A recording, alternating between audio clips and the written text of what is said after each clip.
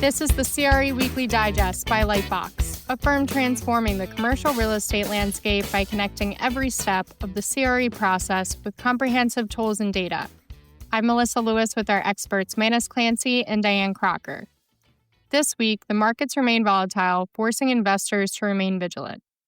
Late last week and early this week, stocks fell and oil surged as it appeared the war in Iran was set to escalate. But an 11th-hour ceasefire agreement Tuesday sent everything in reverse. Stocks surged, Treasury yields tumbled, and oil prices plunged nearly 20%. Manus, investors must be suffering from whiplash at this point after the roller coaster ride of the last 7 days. What do you think? I think you couldn't have teed it up any better. I think whiplash is the word, that everything is moving so fast and so violently. It's a little surprising nothing has broken thus far. We've seen oil prices double in short order over the course of 2 weeks, going from $60 a barrel to $120 a barrel, then back down to $90. We've seen Treasury yields go from 3.95 on the 10-year to 4.45 and now back to about 4.30. And we saw equities approach correction territory, the 10% dip of the S&P 500 before Wednesday's mega rally. Thursday morning, the time that we are recording this, we're seeing stocks back in the red as people are concerned that the ceasefire is very fragile and may break. So it has been a tough week. We see things shooting all over the place. That's not a pun, right? We're seeing markets really whipsaw back and forth, and we don't know what's going to happen in the Middle East. We know that the vice president and two envoys are going to Pakistan today to try to nail down something more permanent, but fragile might not even be the word. It seems like even more delicate than fragile, and all we can do is hope that peace holds, hope that we could pull our troops out, that an agreement can be struck. And at that point, the markets will stabilize. But until then, I think keeping that neck brace handy is wise. As you said, with the stocks rallying on the ceasefire news, you can almost feel the market exhale just a little bit. And seeing the 10-year come back under 4.3, it's meaningful. Things like that matter for deal math and moving in a better direction. Obviously, we'd like to see it in the threes again, but, we're not there yet. But I think you're right. The news is noting today, any victory lap is premature. The conflict isn't over. And it definitely feels in my gut like we're kind of in this window where we're one data print away or one headline away from something that could swing things back into the opposite direction where the Treasury starts rising again. So it's uncomfortable. So like you said, keep that neck brace handy. But I do want to draw attention, Manus, to your weekly commentary this week because you brought up an old classic movie, Apocalypse Now, where everything unraveled under pressure. I remember that helicopter scene from that movie. But your point was that we're not careening toward a financial apocalypse. That in the past we had this extremely leveraged situation. We had fragility in the market that we don't have now, at least not in the concentrated way that we did before the great financial crisis or other collapses. So you're kind of take that we're in this period of volatility, kind of like last April when the tariff wars took off, where we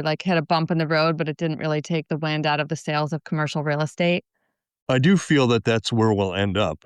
We may not end up there tomorrow because this situation in the Middle East may take more time to resolve itself. But I do think that once the situation does resolve itself, and by the way, thank goodness that we did have that 11th hour ceasefire, the talk of ending a certain civilization, wiping it back to the Stone Age is not exactly comforting to hear.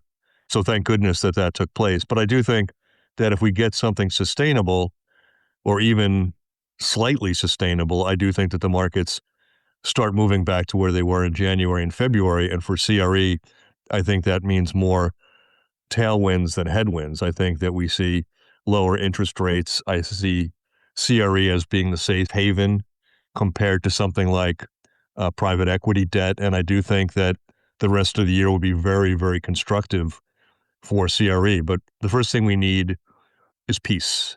And until that happens, I think we bounce all over the place. But I do think, to your point, for many years after the great financial crisis, whenever we saw a very volatile period, I was always surprised that nothing broke, that some hedge fund was not on the wrong side of a levered bet that wiped out their equity when oil collapsed in 2015, or metastasized into something really ugly when Silicon Valley Bank failed and spreads blew out. And it never happens because I think firms are more disciplined. They're not taking that 20-to-1 or 25-to-1 leverage, and banks are more disciplined lending to firms that use leverage. So between those two things, I think that even though this period has been shockingly volatile, nothing has broken and nothing will break as it did with long-term capital 30 years ago, or with Lehman Brothers and Bear Stearns 18 years ago. Those are reassuring words. And I think, also the market's getting conditioned to, we're in like year 2 of intense volatility on a 24/7 news cycle. So I feel like the mindset is a market that continues to soldier on despite the daily kind of wild fluctuations in news developments. But certainly we hope for a peaceful and fast resolution. On the data front, I'm closely watching this week's wild cards. We're looking at, I think PCE comes out, today's Thursday, and CPI tomorrow. So, the headlines about the spike in oil prices, I think it's not crazy to expect that those prints are going to come in hot, and that could reintroduce volatility pretty quickly.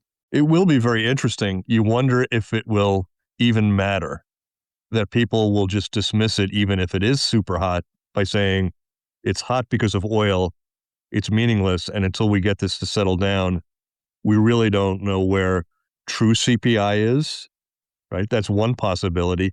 The other possibility is it comes in hot and people lose their minds, right? People say, oh my goodness, inflation is back, the markets sell off, Treasury yields surge.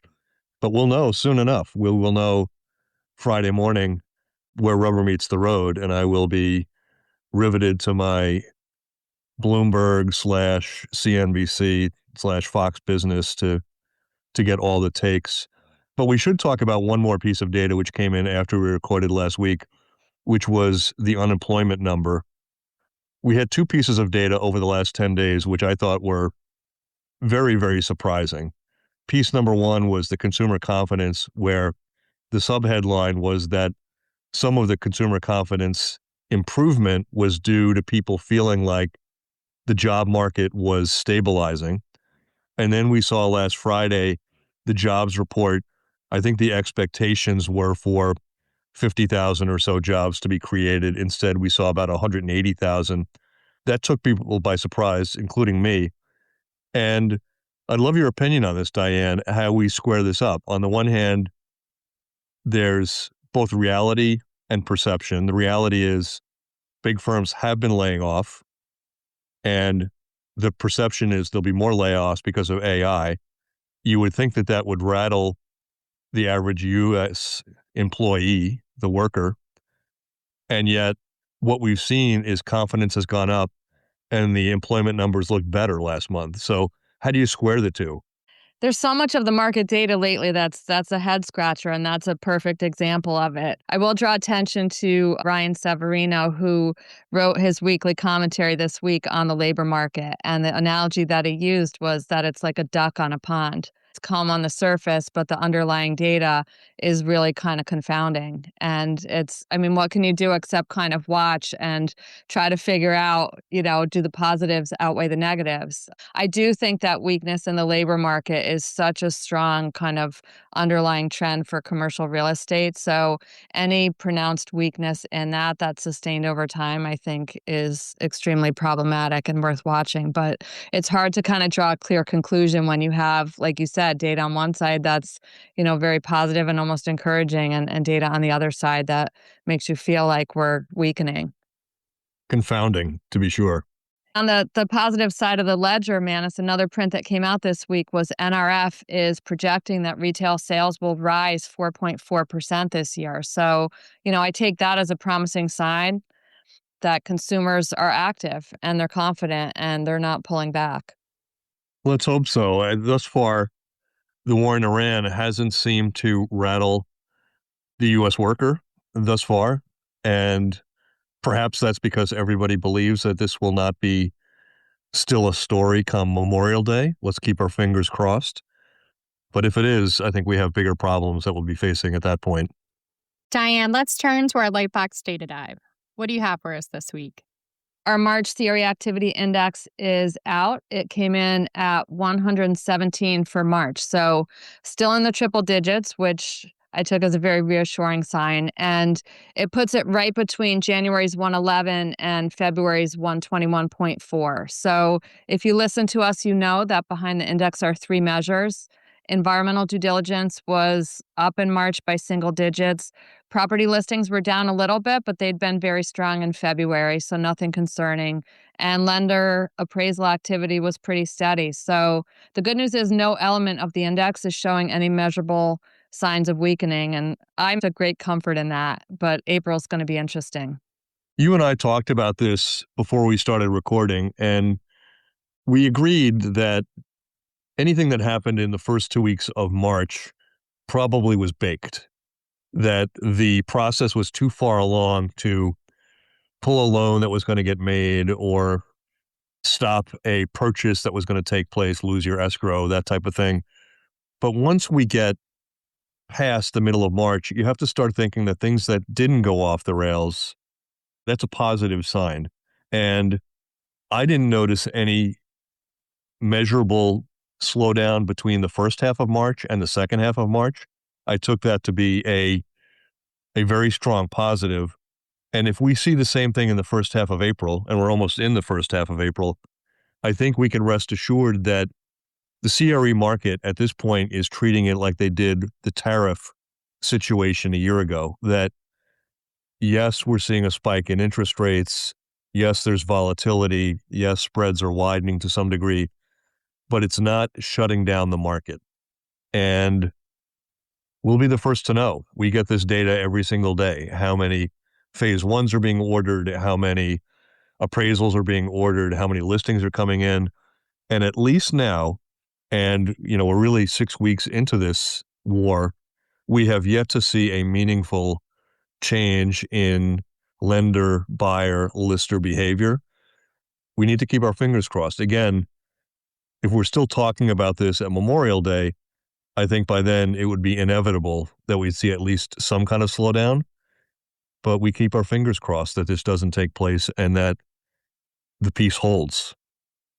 Right, exactly. And last year, because of the tariff wars, we saw a little bit of a flattening of the index in April, and then it started to pick up again in May and June. So we may see this year kind of play out similarly, although obviously for very different reasons. Dianne, time for our Did You Know for the week. Well, we'll have a little fun with this one, Alyssa. Our Did You Know for the week is, did you know that we used LightBox's data to create a data-driven forecast of which of the final four teams in the men's NCAA would come out the winner? And I have to say we were right on the money. Admittedly, it wasn't exactly going out on a limb to say that the Wolverines would win, but we did an analysis based on LightBox's building footprint data that showed the density of each campus's footprint, the volume of CRE deals in each metro. And we did a really fun measure of team spirit by looking at the number of businesses in our digitized city directories collection that had each team's mascot in the name. So the number of businesses with Wolverine in the name, they beat my Huskies, and they beat them across the board with all of the data metrics I just mentioned. And I will say the Huskies put up a very good fight against Michigan's fierce defense. So congrats to Michigan for winning the men's title, and especially to UCLA for the women's title against South Carolina. The cup of our CEO, Eric Frank, runneth over. 2 years ago, he got a national title in football. Eric is a Michigan guy through and through.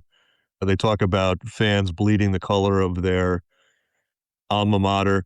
I think Eric certainly bleeds blue and maize. And after 2 years after winning the football national title, he gets a basketball national title. And I imagine Eric is pretty giddy these days. I imagine he is. I can hear his voice saying, "Go blue" right now. I know that soon we're going to have Eric on the podcast sometime over the next few weeks. We may have a challenge keeping him speaking about LightBox and CRE data and not about Michigan sports. We may have our hands full, Dianne, keeping him on point. You might be right. I can't wait. And by the way, Manus, I'm on vacation next week, and I'm very much looking forward to your guest podcast. So for people that have been listening to me drone on for the last 5 years, as most people know, I did a long-standing podcast at Trepp for several years, and now I've been doing LightBox. I guess we're coming up on 2 years, right? It'll be 2 years soon. So we've done a lot of these, but the first couple of years I did it with a gentleman named Joe McBride. So my first 200 or so at Trepp were done with him. He was really my right-hand guy at Trepp for several years, and this feels like putting the band back together.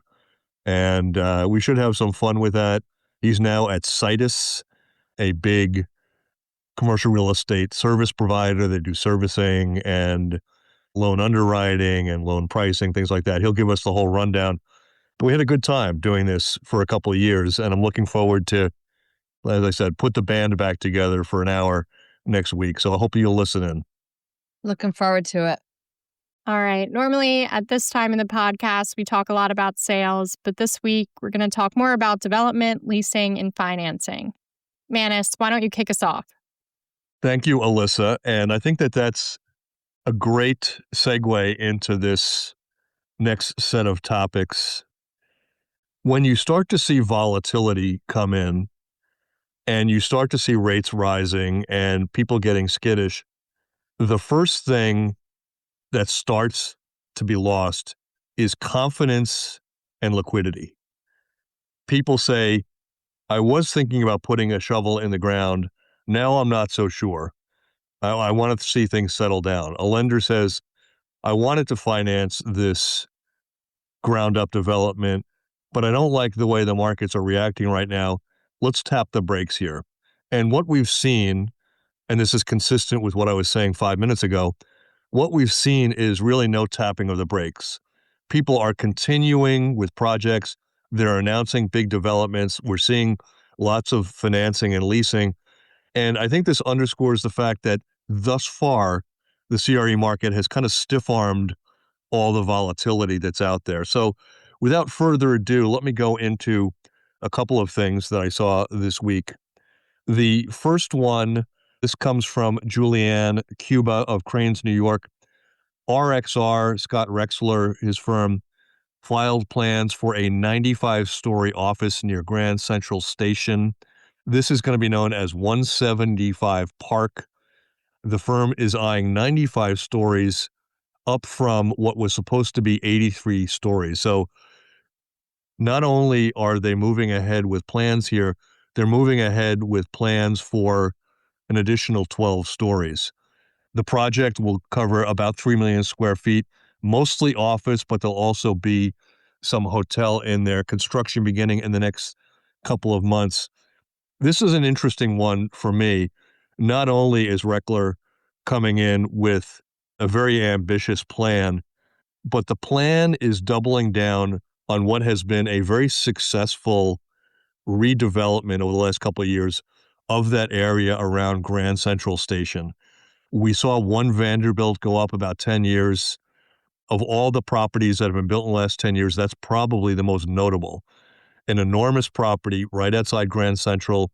Grand Central, a huge commuter hub for both Long Island and Westchester County in New York, being filled at extraordinarily high rents, premium rents. It really went against the narrative of the last 5 years that office is dead. There's no demand for office. That office, with its amenities, with its newness, with its proximity to the commuter railroads, was a lights-out success. RXR now trying to replicate that in a great sign of confidence in a volatile market. I love this. Look at your thoughts, Dianne.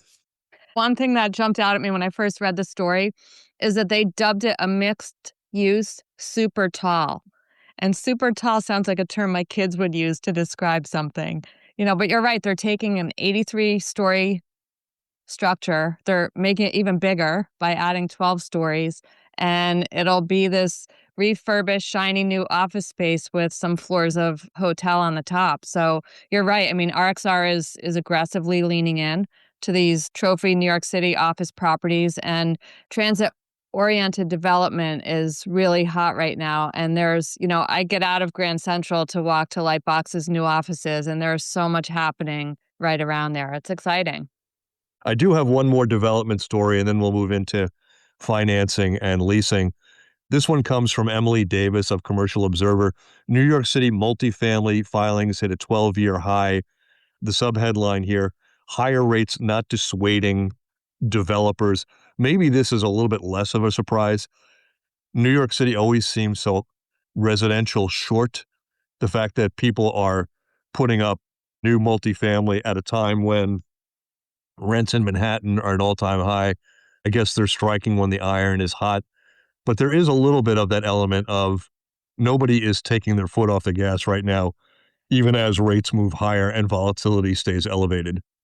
Yeah, this story reminded me, Manus. I attended an event in Manhattan that was sponsored by CRE New York, the New York chapter of Commercial Real Estate Women. And one of the speakers was Anne-Marie Gilmartin. She's the CEO of MAG Partners, a development firm there. And I remember one of the comments that she said was that it felt like all of the stars were aligning for multifamily in New York City, stars at both the local and the state government level. So when I saw that statistic that 12,000 multifamily units were filed in March and that it was hitting a 12-year high, it just struck me as the latest evidence of what Anne-Marie had said last fall. And it's because of big projects in areas like Hudson Yards and Garment District that are really feeding this major pipeline surge.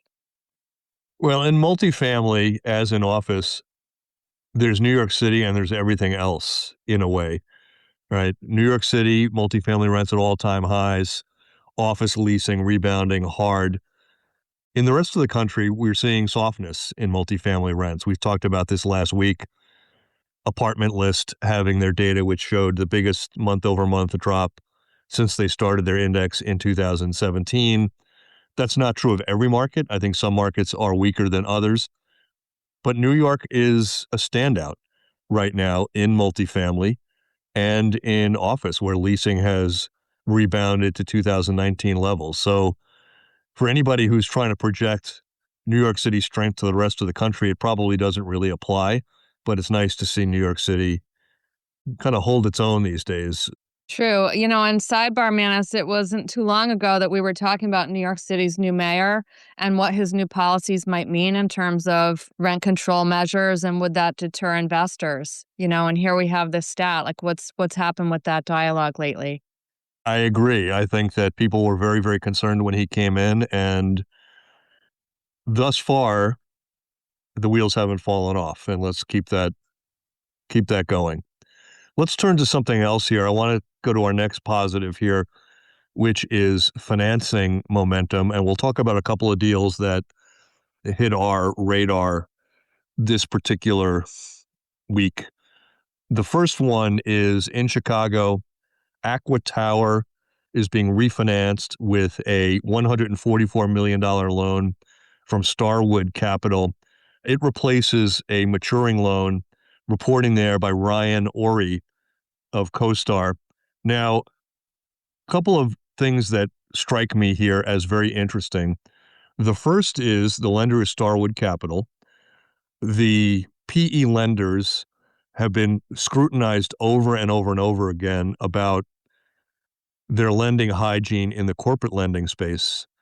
The question is, will their problems there ever spill over into CRE? And thus far, we're not seeing any of that. In the CRE space, we're seeing these PE firms like KKR, the non-bank lenders like Starwood, Blackstone, and so forth, continue to lean in on CRE. And from a liquidity point of view, That's a really positive sign. The second part of this story is there's been so much pearl clutching about the wall of maturities, all these loans coming due, people needing refinancing because of higher rates, because of lower property values. They are not getting the proceeds they need to retire their existing debt. Extend and pretend is prevalent. That's the narrative. The reality, as Richard Hill pointed out a couple weeks ago on our podcast, is much more nuanced. 76% of all loans that are maturing, according to Bank of America, I believe, are getting paid off. So it's not the crisis that the headlines would have you believe. But I point this out only because here we have a situation, big loan maturing, PE financing, loan paid off. And one loan does not a story make, but in this case, we have a story to refer to that runs counter to some of the narratives. And here's an owner that's choosing to refi over a sale, so you could argue that they're betting on long-term value. Rent growth on multifamily in Chicago has been holding up pretty well, but pricing is really under a lot of pressure in a high rate environment. So, it's evidence that if owners don't like today's pricing and they're still confident in a market, there are opportunities, in this case with Starwood Capital, where they can refi and then wait, given that Chicago's a pretty desirable market for multifamily right now. It's been on fire, especially in the suburbs, but we're now starting to see headlines about downtown Chicago joining the party, and that's great to see. Mm-hmm. I do have two others. Both of these come from Real Estate Business Online. Again, just to talk about the flow of money in the lending market still remaining very strong. The first one, Newmark arranged a $500 million plus refinancing of a Bellevue, Washington office tower. This is Amazon leased. There was a time a couple of years ago where the big tech firms were really downsizing in that Seattle MSA, in Seattle proper and in Bellevue. That seems to be over. Tech firms eating up space again for AI, and we're seeing a big refinancing package of that. The second, we saw a nearly $300 million loan being made for a redevelopment of a Lake Tahoe property. So again, a big number here. That $300 million is big money by any standard. And in this case, Realberry, a property hospitality and multifamily operator, received a $300 million loan from the Core Group.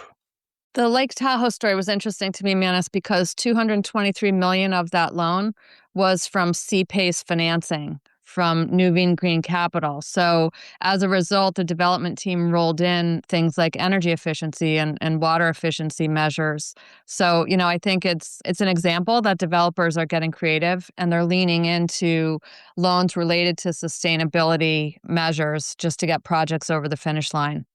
And to complete our hat trick of positive CRE segments in the leasing, development, and financing, I will refer to two leasing stories that we saw this week. Again, positive ones. The first one in South Florida in Coconut Grove, tech firm IRU, which I think does cybersecurity, they signed on for 92,000 square feet. This is one of the top leases in South Florida for 2026, reporting there by Commercial Observer's Julia Etchickson. The second one, and this is reporting by Roland Lee of the San Francisco Chronicle, Anthropic, the big AI firm, signed two major leases in San Francisco. The first one, brand new, 100,000 square feet at 400 Howard Street. AI lease activity in San Francisco just through the roof right now. It also converted, Anthropic did, a previous 240,000 square foot sublease at 500 Howard Street into a new long-term lease with landlord Heitman in San Francisco. So lots and lots of positive stories in an uncertain time, Dianne. Yeah, I mean, that San Francisco story, we've talked about similar stories in past weeks, and it's, every office leasing story like that takes San Fran one step away from that label that it had a few years ago as the poster child for office distress. You've got these AI firms coming in and they're backfilling space that was left vacant by the earlier tech pullbacks. So it's definitely great to see. I think anyone involved in office leasing in San Francisco is very busy right now. All right, let's wrap this segment with an office story. Dianne? Yeah, I wanted to make quick mention of a story that Peter Grant, a Wall Street Journal reporter, released this week, and it was titled Fire Sale Has U.S. Office Buildings Going for 90% Off. And the article really kind of dove into how deep distress has gotten in the office sector. Owners and lenders are finally capitulating, many under pressure, and some assets are trading at pennies on the dollar in this great office reset. And it struck me because another headline that caught my eye this week was a downtown Portland office tower that sold amid a foreclosure lawsuit. So the property was 200 Market Street. It's a tower, and the buyer was Jeff Swicard. He's based in Las Vegas, and you might remember his name because he picked up the Big Pink office tower in Portland, which is the U.S. Bancorp Tower. Both are iconic. So we have Big Pink, we have Black Box, and he's become one of the most aggressive buyers of distressed office in Portland. And those color names kind of brought back memories of playing Monopoly as a kid. He's been active, I have to say, and he's kind of going outside of his traditional lane, away from auto dealership into office. I do love when people lean in on distressed offices, especially in areas that have suffered. Over the past, we've seen this happen in Detroit, right, where Gilbert stepped in and really redeveloped the downtown almost by himself down there. Maybe we'll see something similar in Portland. But to the Peter Grant article, I think there's three things going on in office right now, and I don't think it'll surprise our listeners. We talk about this a lot. There are three levels right now. There is Class A new, which largely seems immune to the problems we're seeing. In most cities, if something goes up that is new, that is amenity rich, it can attract premium rents and it can be filled up quickly. You then have cities for which offices have reset, but they're not 90% off. They're 50% off, 60% off, because they don't have quality of life issues. People don't have long commutes, and the pain has been severe, but not apocalyptic. And then you have places that Peter Grant is talking about. And in this, I would talk about Portland, Minneapolis, Chicago, where you have that combination of quality of life issues, long commutes, and that's where you're seeing this 90% off take place. And that's really kind of sad. Yeah, it is. And I mean, Portland is such a cool city. I spent some time there at a conference last June. So I am hoping that the investment pays off and that him moving in and really trying to stir up Portland pride attracts other investors to come in and do the same. All right, before we wrap, let's get into our slice of life. With all the buzz around the NCAA tournament, we failed to mention one of the best parts of the year, opening day for Major League Baseball. The season is now about 10 days in. So for this week's Slice of Life, Dianne, Manus, share your favorite baseball springtime memory or pastime. I will say, Manus and Alyssa, I was raised a Yankees fan. I have seen so many games at Yankee Stadium, especially with my dad growing up. But I think my favorite spring memory about baseball is I did get to see the Yankees one year at spring training in Tampa. And Manus, it was the late 90s. So those were like the days of Derek Jeter, Mariano Rivera, Andy Pettitte. And it was really, really fun to see them up close at this smaller field, just having fun. And it's such an incredible core memory for me. How about you? Well, for me, this will sound like a Norman Rockwell painting, I have to say. I was just like those kids in Sandlot. When the weather turned great, I just could not wait to get my broken in mitt out, get my friends out there, play baseball. And then when you started playing Little League, putting on those stirrup socks, having somebody hand you a uniform, buttoning it up. I would wake up on Tuesday mornings knowing that there was a Little League game, and I can only imagine how much energy, probably annoying energy for both my parents and my teachers, was like radiating through my body as I was waiting to, run to the Nichols Road field in Stony Brook, New York, and join my teammates and throw the ball around. That was just, I don't know, just wonderful, wonderful memories for me growing up. That's awesome. And Sandlot is such a classic movie. And with that, we'll close. Thank you to our producers at Bruning Media. Be sure to join us each week as we break down CRE news and data in context. You can listen on all your favorite podcast platforms and send your comments or questions to podcast@lightboxre.com. As always, thank you for listening and have a great weekend. Let's go.